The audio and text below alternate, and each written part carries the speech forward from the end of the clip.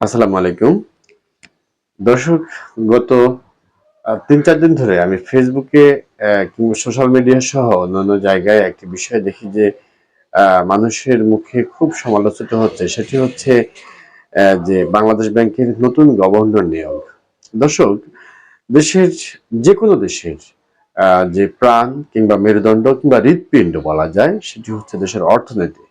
অর্থনীতি যদি ভেঙে পড়ে তাহলে সুস্থ রাজনীতি, স্বাভাবিক কর্মকাণ্ড, দেশের কোনো সেক্টর, কোনো দিক, কোনো খাতে কিন্তু সঠিকভাবে পরিচালিত হয় না, হতে পারে না।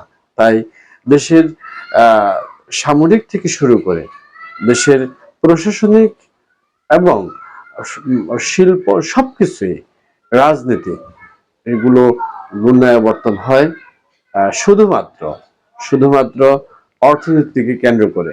আর বাংলাদেশের সে অর্থনীতির হৃৎপিণ্ড হচ্ছে বাংলাদেশ ব্যাংক। সে বাংলাদেশ ব্যাংকের নতুন গভর্নর নিয়ে মানুষের মধ্যে এক ধরনের ক্রিয়া বিক্রিয়া, মিশ্র প্রতিক্রিয়া তৈরি হয়েছে, যা নিয়ে মানুষ সোশ্যাল মিডিয়া সহ বিভিন্ন জায়গায় সরব। এবং আমি দেখেছি যে এটি এক ধরনের ভাইরাল টপিকস এর মতো, অর্থাৎ প্রত্যেকের মুখে এই একটাই টপিকস, বাংলাদেশ ব্যাংকের যে গভর্নর নিয়োগ হয়েছে সেই গভর্নরকে। অনেকটা বিতর্কিত এবং অনেকটা অসামঞ্জস্যপূর্ণ বিষয় কিন্তু এই গভর্নর নিয়োগ। আমি বলবো যে এই গভর্নর অপসারণ, এটি কি রাজনৈতিক সিদ্ধান্ত নাকি অর্থনীতির ঝুঁকি? বাংলাদেশের অর্থনীতি কি রাজনীতির বলি হচ্ছে? কেন্দ্রীয় ব্যাংকের গভর্নর বদল, এটা কি স্বাভাবিক প্রশাসনিক সিদ্ধান্ত, নাকি এর পেছনে লুকিয়ে আছে বড় কোনো রাজনৈতিক বার্তা? আজকের সমালোচনায় আমরা বিশ্লেষণ করব যে আহ, গভর্নর অপসারণে কার লাভ কিংবা কার ক্ষতি, আর দেশের অর্থনীতির সামনে কি ঝুঁকি তৈরি হচ্ছে নাকি অন্য কিছু? বাংলাদেশের অর্থনৈতিক হৃৎপিণ্ড হলো বাংলাদেশ ব্যাংক, যেটি আমি আগেই বলেছি যে এই প্রতিষ্ঠান নিয়ন্ত্রণ করে মুদ্রানীতি, ব্যাংকিং শৃঙ্খলা, ডলারের বাজার, বৈদেশিক রিজার্ভ, আন্তর্জাতিক আর্থিক আস্থা। এক কথায় দেশের অর্থনীতি টিকে আছে এই প্রতিষ্ঠানটির উপর, অর্থাৎ বাংলাদেশ ব্যাংকের উপর। সেনাবাহিনী সীমান্ত রক্ষা করে, কিন্তু কেন্দ্রীয় ব্যাংক রক্ষা করে দেশের অর্থনৈতিক অস্তিত্ব। গভর্নর হিসেবে আহসান এইচ মনসুর দায়িত্ব নিয়েছিলেন এক সংকটময় সময়ে। দেশ তখন ভুগছিল ডলার সংকটে, খেলাফি ঋণের চাপে, ব্যাংকিং দুর্বলতায় এবং বাজারে আস্থাহীনতায়।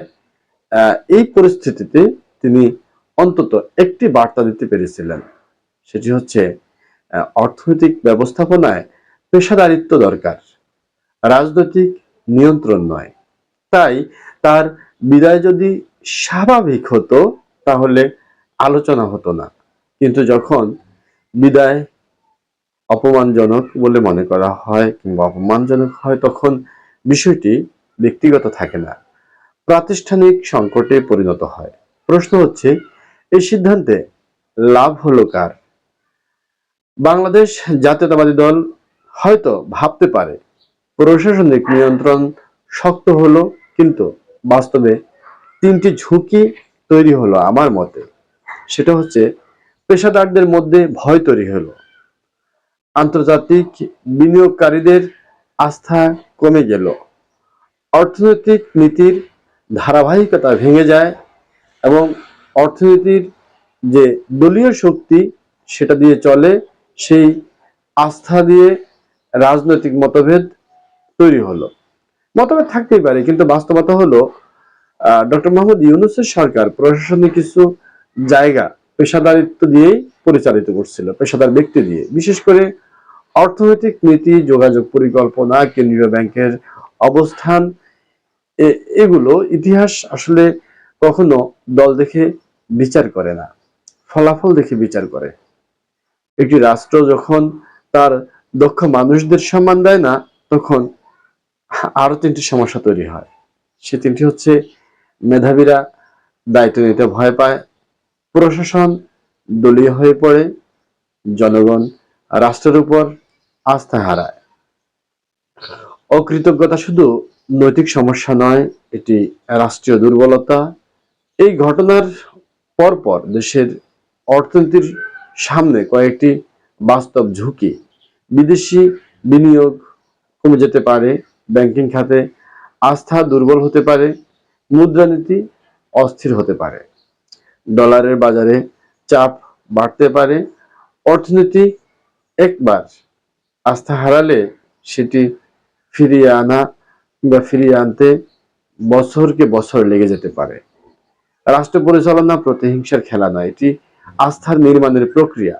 একজন গভর্নরের বিদায় শুধু একটি পদ পরিবর্তন নয়, এটি দেশের অর্থনৈতিক ভবিষ্যতের বার্তা।